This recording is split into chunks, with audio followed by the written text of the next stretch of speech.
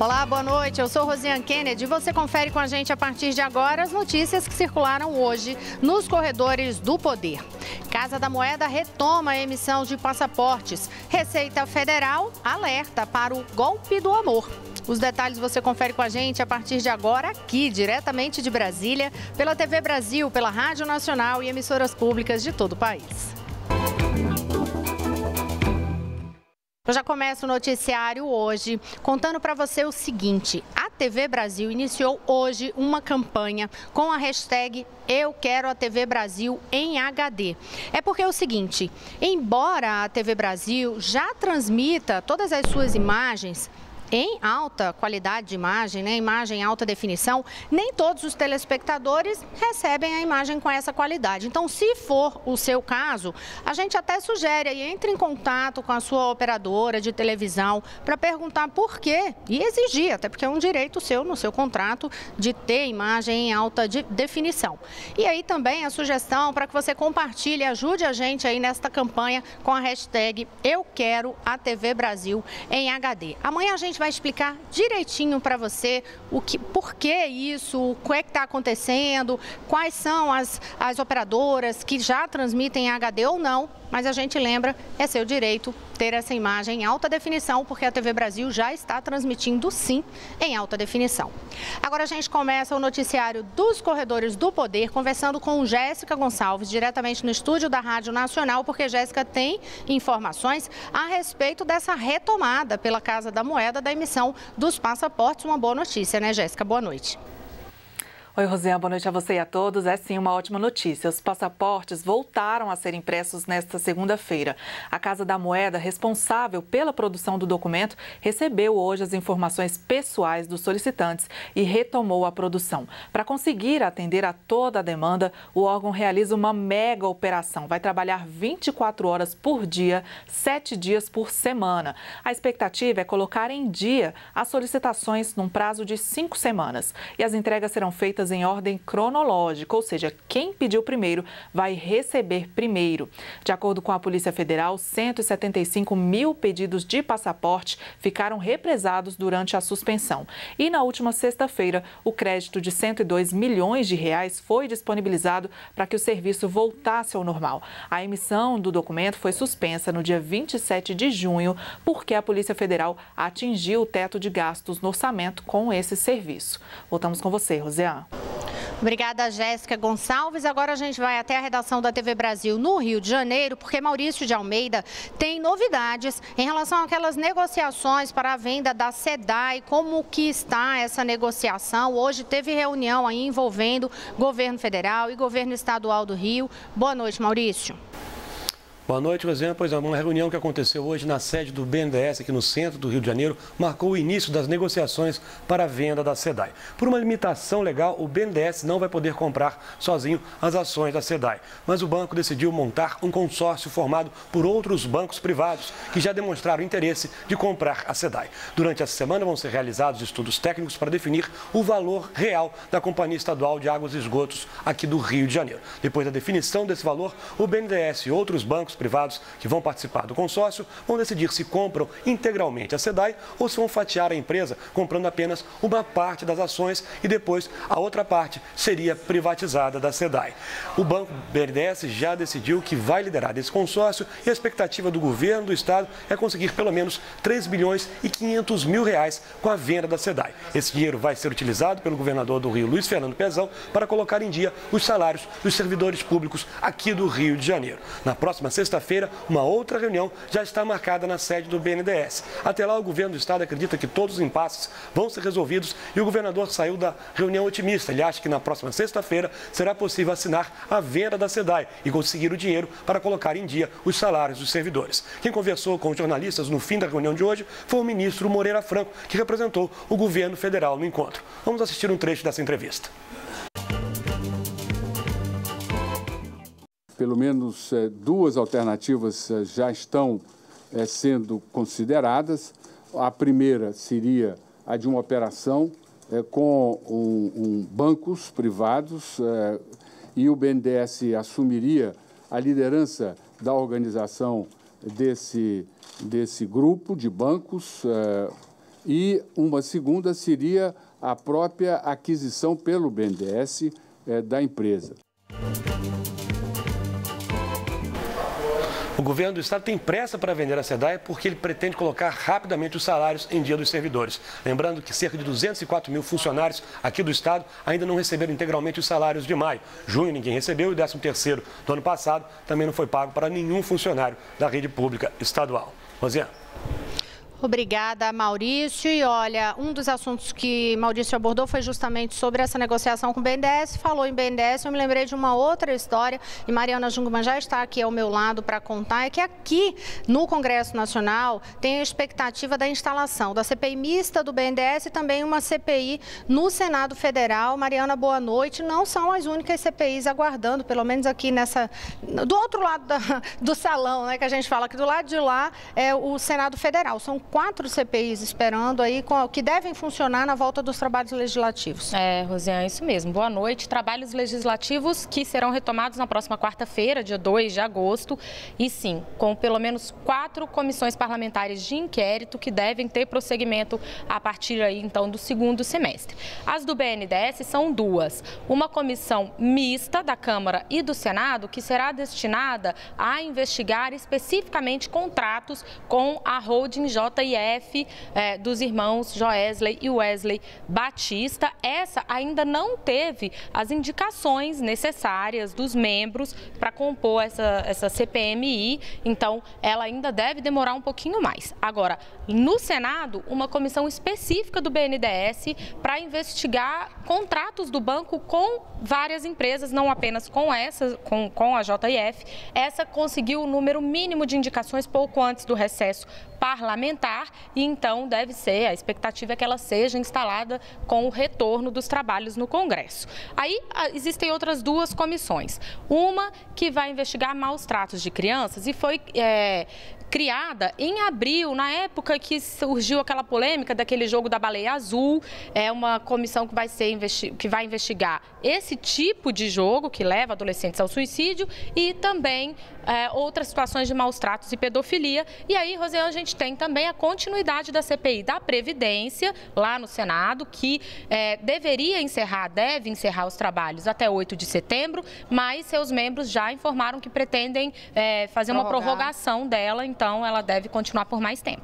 E aí, quando voltar, a gente vai informando vocês sobre tudo o que está sendo discutido nessas CPIs e se realmente vai ocorrer essas instalações das demais. Agora a gente vai até a redação da Agência Brasil conversar com Carolina Pimentel para saber os destaques da agência. Eu sei que um deles, Carolina Pimentel, é justamente sobre uma epidemia de chikungunya no Ceará. Boa noite.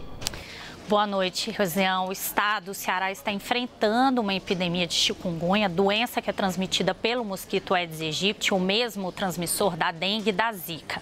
O estado já registrou este ano quase 60 mil casos da doença e 51 mortes. Mais de 80% das cidades cearenses confirmaram casos da doença, né? E aí 51 mortes no estado. As principais vítimas são mulheres entre 20 e 59 anos. Bem, falando um pouquinho dessa doença, quando a pessoa é picada pelo mosquito, os sintomas eles começam de forma mais precoce em comparação à dengue e à zika. E o vírus permanece na pessoa por cerca de 10 dias. Então, se nesse período ela for picada várias vezes, os mosquitos acabam disseminando a doença com mais rapidez. Bem, o governo do Ceará ainda não se manifestou oficialmente para explicar o que está motivando, por que tantos casos da doença no Ceará. Mais especialistas apostam, acham que a disseminação rápida aí da chikungunya pode explicar esse aumento significativo de casos no Ceará, Rosiane.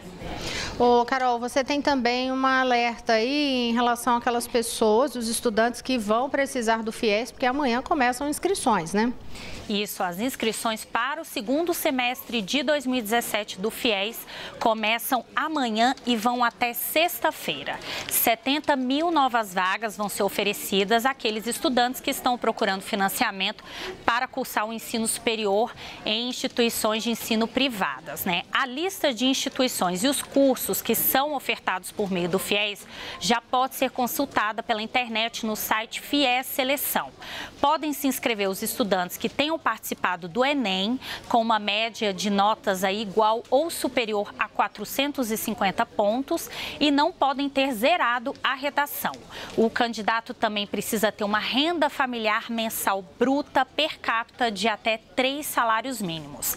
A relação dos candidatos pré-selecionados vai ser divulgada no dia 31, quando também vai ser aberta a lista de espera. E agora também a gente vai falar de outro assunto, de Jogos Olímpicos, porque hoje no Japão foi dada a largada para as Olimpíadas de 2020. Mas quem tem mais informações é Daniele Popov, que está aqui ao meu lado e vai trazer para a gente essa notícia agora. Boa noite, Daniele. Oi, Carol. Boa noite para você. Boa noite a todos. Pois é, a cidade de Tóquio deu início hoje à contagem regressiva de 3 anos para a realização dos Jogos Olímpicos de 2020, com uma cerimônia que contou com a participação de políticos e atletas japoneses e foi acompanhada por diversos eventos em todo o país. As Olimpíadas serão realizadas entre 24 de julho e 9 de agosto de 2020. A cerimônia também marcou o início do Giro da Bandeira Olímpica pelo arquipélago japonês, que contará com 27 atletas olímpicos e paralímpicos do país escolhidos como embaixadores. Esta será a segunda vez que Tóquio receberá os Jogos Olímpicos. A primeira foi em 1964 e o evento incluirá um número recorde de 33 esportes e 339 provas, com um orçamento provisório de 12 bilhões e meio de dólares. A organização ainda enfrenta desafios significativos até o início dos Jogos. Cortes de custos, segundo as recomendações do Comitê Olímpico Internacional, e sugestões de soluções para as altas temperaturas habituais durante o verão na capital japonesa, que superam 30 graus e 70% de umidade. Mas isso, né, Rosiane, os brasileiros já estão acostumados, não é verdade? Sem sombra de dúvidas, Popov. E olha só, hoje é segunda-feira, a gente lembra que é dia de um outro programa que você já acompanha aqui conosco, Conversa com Rosiane Kennedy. E hoje eu converso com o novo imortal da Academia Brasileira de Letras. Confira um pouco. Ele vai tomar posse na Academia Brasileira de Letras nesta semana.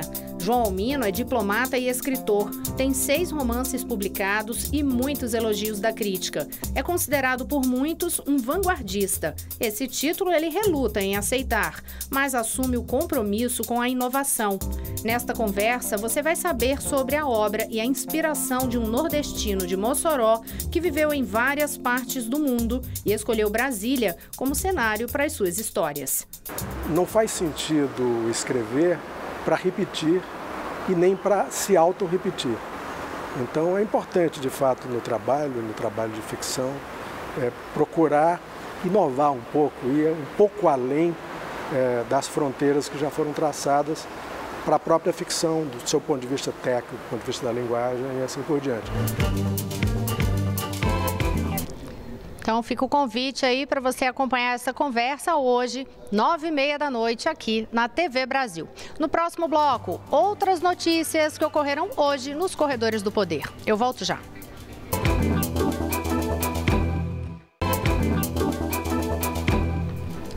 Olá, estamos de volta. Eu sou Rosiane Kennedy. Você confere com a gente as notícias que circularam hoje nos corredores do poder.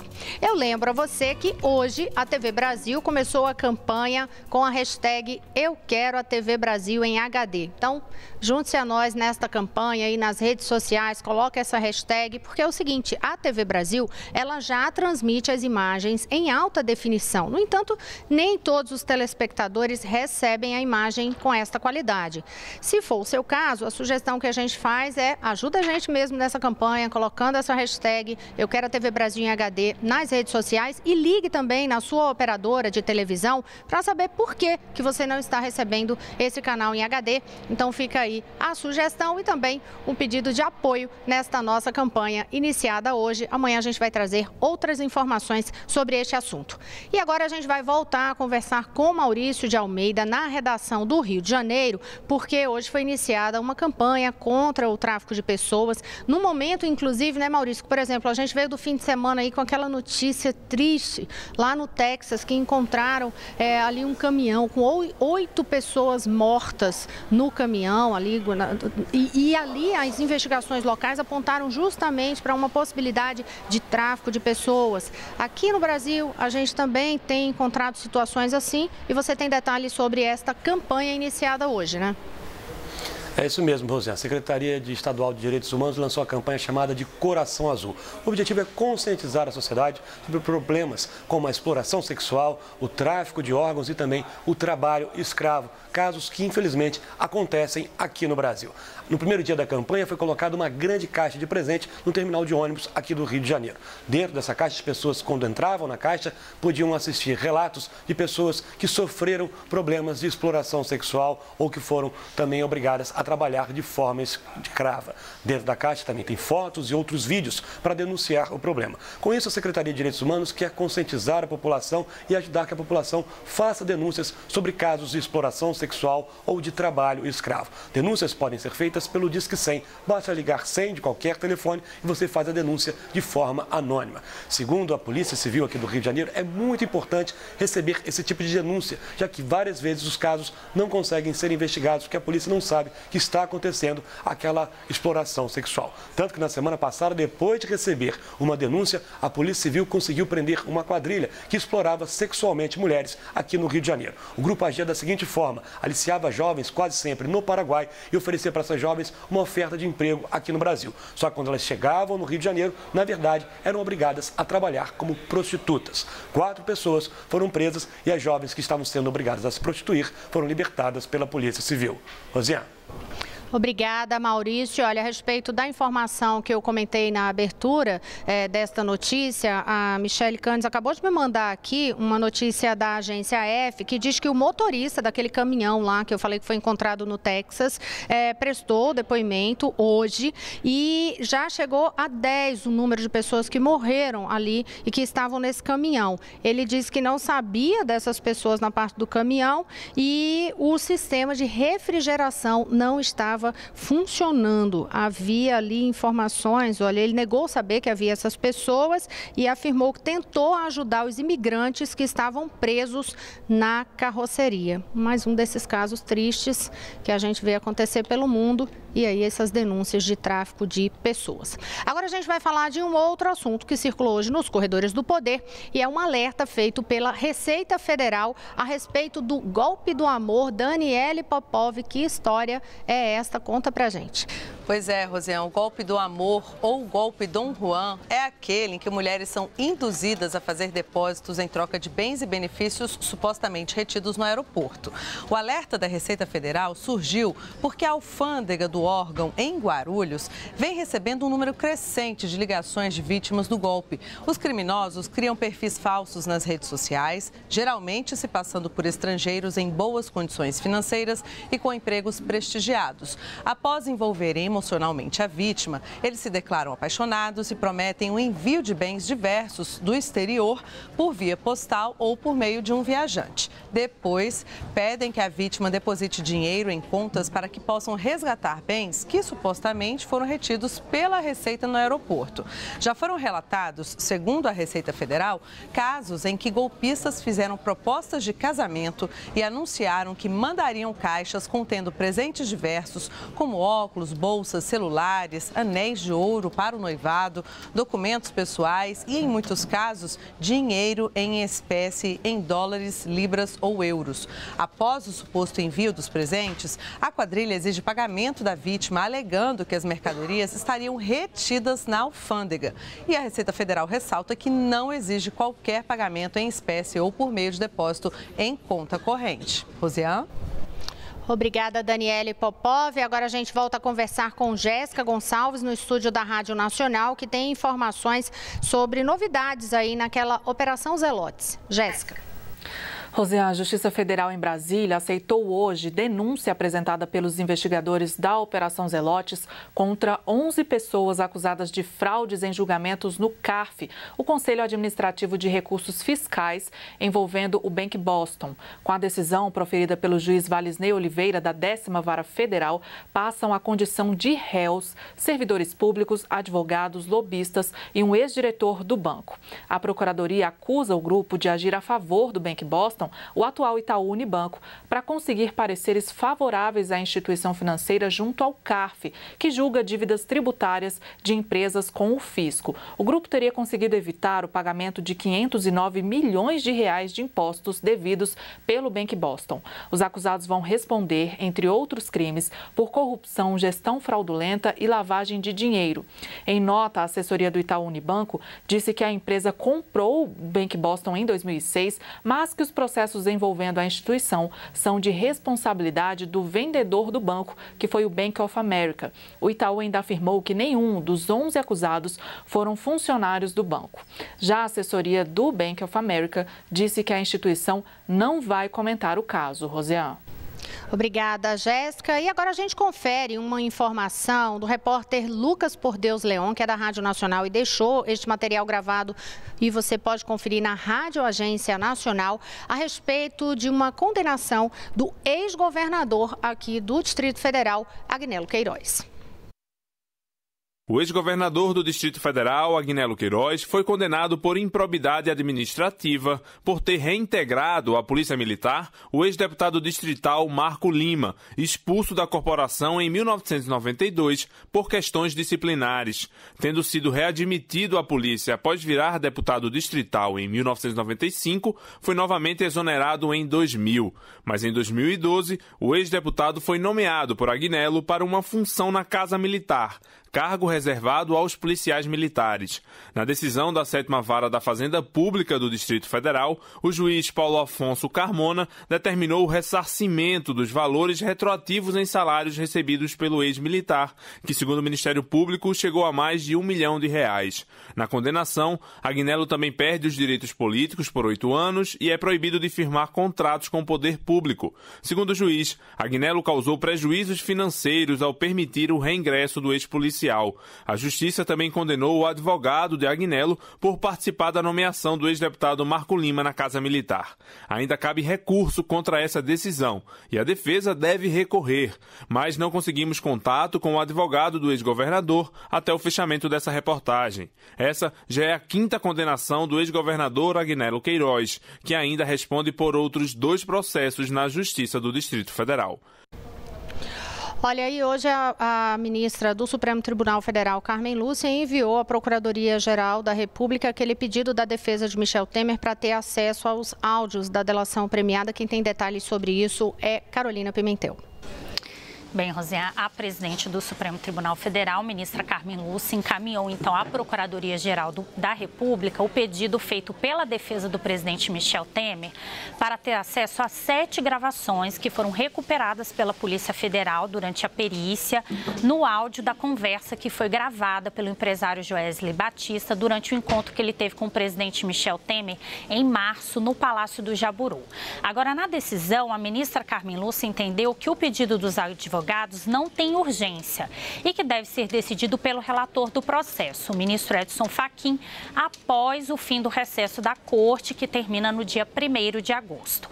Então, após o parecer da Procuradoria-Geral, a questão deve ser, então, analisada pelo ministro Edson Fachin. Ao Supremo, os advogados do presidente Michel Temer argumentaram que essas 7 gravações não foram juntadas ao inquérito, sobre o presidente depois desse trabalho da perícia. Segundo o advogado Antônio Cláudio Maris, que representa o presidente Michel Temer, essas gravações são necessárias para compor a defesa, principalmente durante a votação na Câmara dos Deputados, que vai decidir se a denúncia contra o presidente Michel Temer deve ou não ter prosseguimento no Supremo Tribunal Federal. Rosiane. Obrigada, Carolina Pimentel. Outros detalhes você confere no site agenciabrasil.abc.com.br. E agora, Mariana Jungmann tem uma informação para a gente aqui, porque o Ministério da Transparência fez uma análise sobre o trabalho para reduzir o déficit carcerário. Qual foi a conclusão que eles chegaram, Mari? Olha, Rosiane, havia uma expectativa, uma meta de que entre 2012 e 2015 fossem construídas um pouco mais de 45 mil cadeias públicas para desafogar ali as delegacias de polícia. 45 mil vagas. 45 mil vagas nas cadeias, isso mesmo. 45 mil vagas em cadeias públicas, era 99 obras. Mas, até o final de 2016, tinham sido construídas só 1.190 vagas, apesar da transferência de mais de R$1 bilhão do governo federal para os estados para isso. Aí o que se observou foi problemas nos próprios estados, no Departamento de Política Penitenciária do Ministério da Justiça e na Caixa Econômica, que resultou aí em problemas e atrasos nas obras. Daí o Ministério fez recomendações para resolver esses problemas e essas obras poderem ser concluídas. E aí, agora a expectativa é que isso vá se resolvendo, mas a meta está muito longe de ser atingida ainda. Viu? E a gente lembra que, querendo outros detalhes, Mariana Jungmann fez uma reportagem grande sobre isso e está lá no site da Agência Brasil. Agora eu vou contar para vocês que aqui os corredores do poder em Brasília se transformaram nos corredores dos IPs, é a temporada dos IPs, e com as imagens de como está Brasília aqui, a gente vai encerrar o jornal por hoje para vocês compartilhar com vocês aí esse momento que fica tão bonita a capital federal. Olha, o corredor mesmo, dos corredores do poder mesmo, porque assim, a esplanada dos ministérios, as imagens são as que vocês que estão acompanhando pela televisão podem verificar aí.